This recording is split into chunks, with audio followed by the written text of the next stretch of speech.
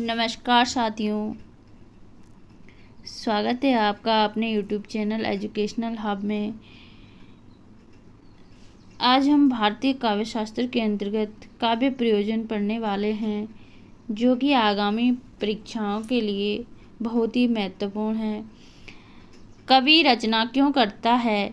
कोई ऐसा मनुष्य नहीं मिल सकता जिसके मन में भाव एवं विचार न आते हों, किंतु सभी उन्हें अभिव्यक्त नहीं करना चाहते। बहुत से लोग तो हृदय की अनुभूतियों को छिपाकर रखने में ही आनंद का अनुभव करते हैं। ऐसी स्थिति में कवि अपनी नितांत वैयक्तिक अनुभूतियों को काव्य के माध्यम से सार्वजनिक क्यों बनाता है? यह ऐसा प्रश्न है जिस पर काव्य प्रयोजन शीर्षक के अंतर्गत आचार्यों ने विचार किया है। अनेक कवियों ने भी अपने अपने तरीके से इस प्रश्न का उत्तर दिया। उदाहरण के लिए तुलसीदास जैसे कवि ने प्रारंभ में ही स्पष्ट बतलाया है। स्वांता सुखाय तुलसी रघुनाथ गाथा, भाषा निबद्ध मति मंजुल मात नोति। अर्थात अपने अंतःकरण के सुख के लिए तुलसी ने रघुनाथ गाथा को भाषा निबद्ध करने का संकल्प लिया।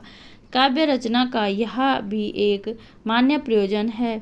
कवि इसलिए लिखता है कि वह लिखे बिना रह नहीं सकता। जो अनुभूति उसके हृदय की गहराई में उत्पन्न होती है, उसे वाणी दिए बिना वह चैन नहीं पा सकता। इतना ही नहीं, अनुभूति यदि गहरी है तो कवि को उसे वाणी देने का विशेष प्रयास भी नहीं करना पड़ता है। गहरी अनुभूति अपने आप चट्टानों के वक्षस्थल को भेद कर निकलने वाले जल स्रोत की तरह फूट पड़ती है, और इस तरह फूटने वाली शब्दों की कलकल निनादनी धारा को लोग काव्य की संज्ञा दे देते हैं। वाल्मीकि क्या जानते थे कि वे श्लोक की रचना कर रहे हैं?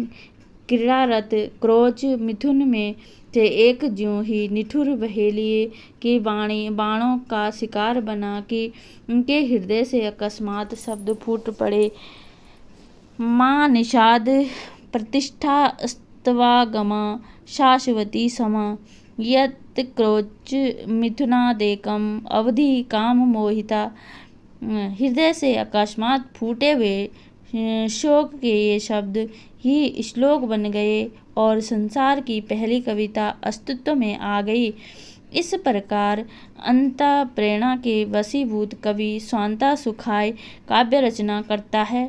काव्य प्रयोजन के विषय में यह एक सुनिश्चित विचारधारा है, किंतु केवल स्वांता सुखाय के लिए काव्य रचना के परिश्रम की प्रासंगिकता समझ में नहीं आती।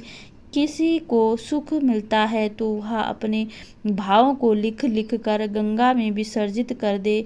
वह आखिर स्वांता सुख को दूसरों तक पहुँचाने के लिए प्रयत्नशील क्यों होता है? तुलसीदास इसके दो कारण बतलाते हैं। पहला है करण पुनीत हेतु निजबानी, अर्थात जिस मंगल में अर्थ की भावना उन्होंने की, उसके वर्णन के द्वारा उनकी वाणी पवित्र होगी। इसके अतिरिक्त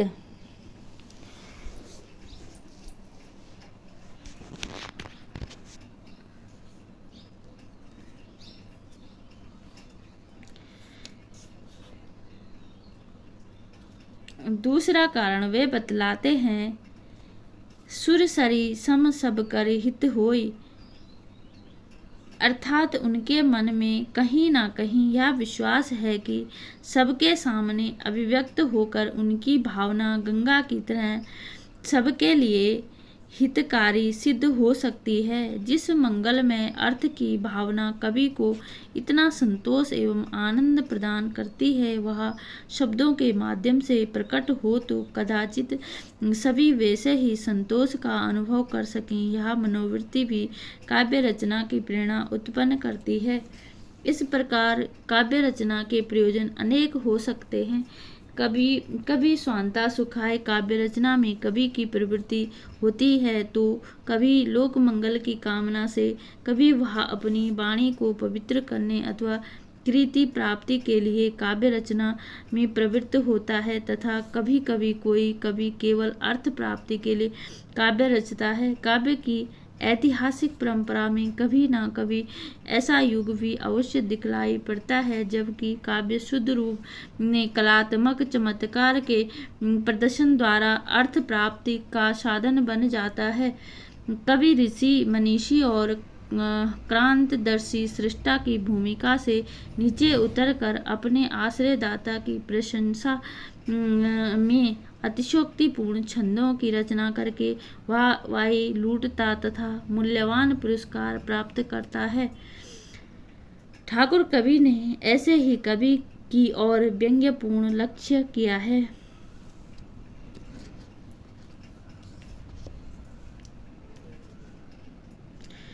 ठाकुर सो कवि भावत मोही जो राजसभा में बड़प्पन पावे।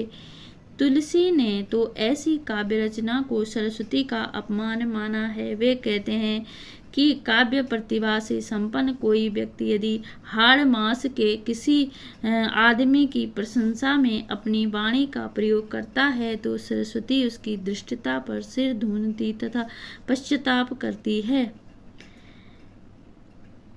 किन्हें प्राकृत जन गुण गाना, सिर धुनि गिरा लागत पछताना। वस्तुतः काव्य प्रयोजन पर विचार एक महत्वपूर्ण प्रश्न है। किसी युग के काव्य का स्वरूप कैसा होगा यह इस बात पर निर्भर करता है कि उस युग के कवि की काव्य रचना के प्रति प्रवृत्ति क्या है। वह किस उद्देश्य या प्रयोजन को दृष्टि में रखकर काव्य की रचना में प्रवृत्त होता है। इस बात को ध्यान में रखते हुए इस विषय में कतिपय प्रमुख भारतीय आचार्यों के ऐतत्व संबंधी विचार यहाँ उद्धृत किए जाते हैं। प्रमुख भारतीय आचार्यों की दृष्टि में काव्य का प्रयोजन। आचार्य भरत की दृष्टि में काव्य का प्रयोजन। आचार्य भरत ने यद्यपि स्वतंत्र रूप में काव्य प्रयोजन पर विचार नहीं किया है किंतु नाट्य शास्त्र की अनेक पंक्तियों में बहुत ही स्पष्ट एवं निभ्रांत रूप में इस विषय में उनके विचार उपलब्ध हैं। दुखार्तानां श्रमार्तानां शोकार्तानां तपस्विनां विश्रांति जननम काले नाट्यमेत भविष्यति। अर्थात दुख, परिश्रम, शोक तथा साधन से परिश्रांत जनों को विश्रांति प्रदान करना नाटक का प्रयोजन है।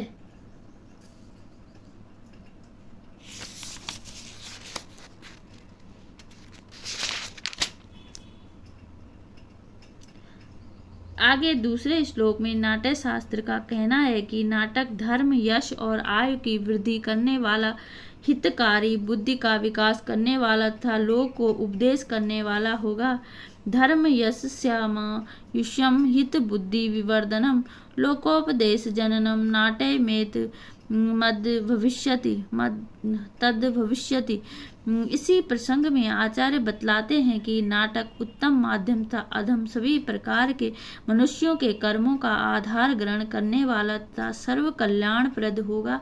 इसमें सभी शास्त्रों, कलाओं, शिल्पों तथा योग सहित समस्त विधाओं का सुंदर समन्वय होगा और यह सुखद हितोपदेश का जनक होगा।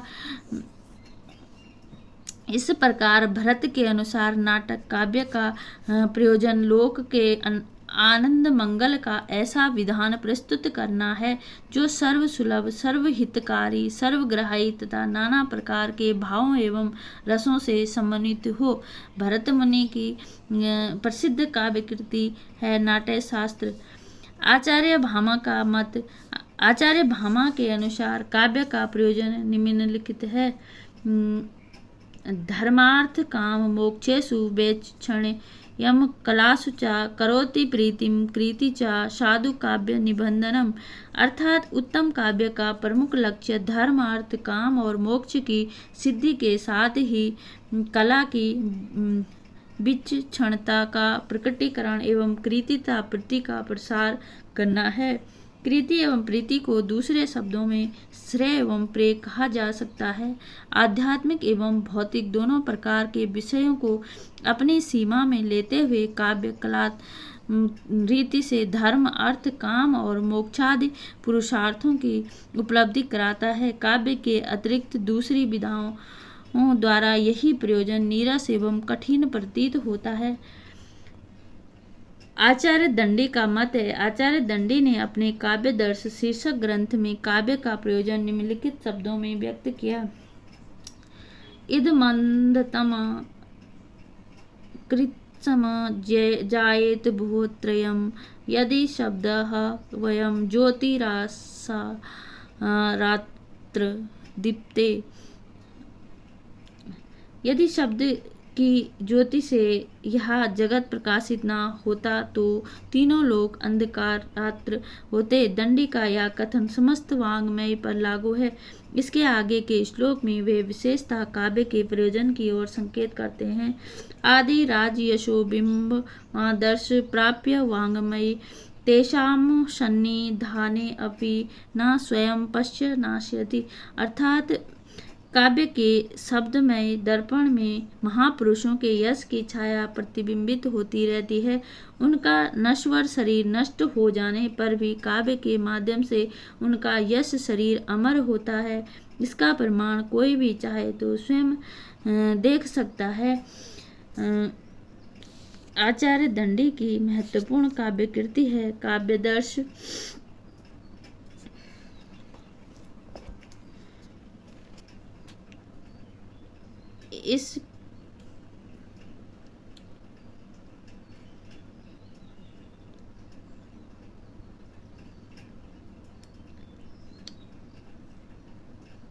इस प्रकार आचार्य दंडी के अनुसार व्यापक रूप में अज्ञान अंधकार के नाश के साथ शब्द ज्योति का प्रसार तथा सीमित रूप में महापुरुषों की अमर कृति का संरक्षण काव्यम का प्रमुख प्रयोजन है।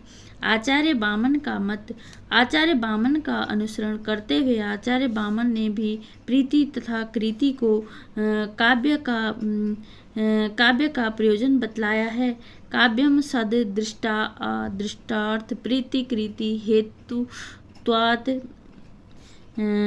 सत शब्द द्वारा वामन ने काव्य के चारुत्व, लालित्य अथवा सौंदर्य की ओर संकेत किया है और उसके दृष्ट एवं अदृष्ट दो प्रयोजनों का उल्लेख किया है। काव्य का दृष्ट प्रयोजन तो प्रीति है किंतु अदृष्ट प्रयोजन कृति है। आचार्य रुद्रट के अनुसार काव्य का प्रयोजन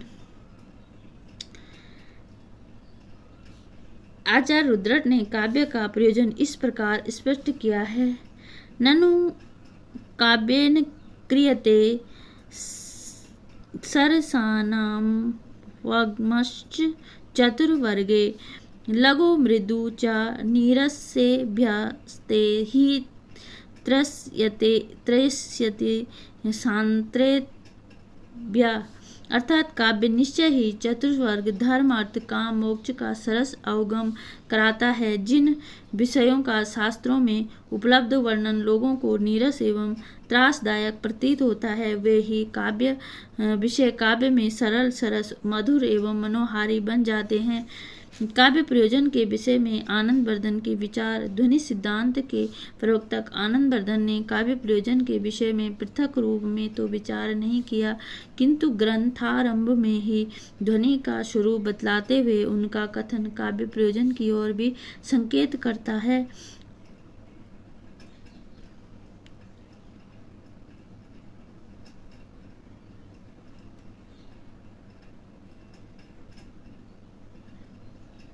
अर्थो सहृदयशाला काव्यात्मेति व्यवस्थिता।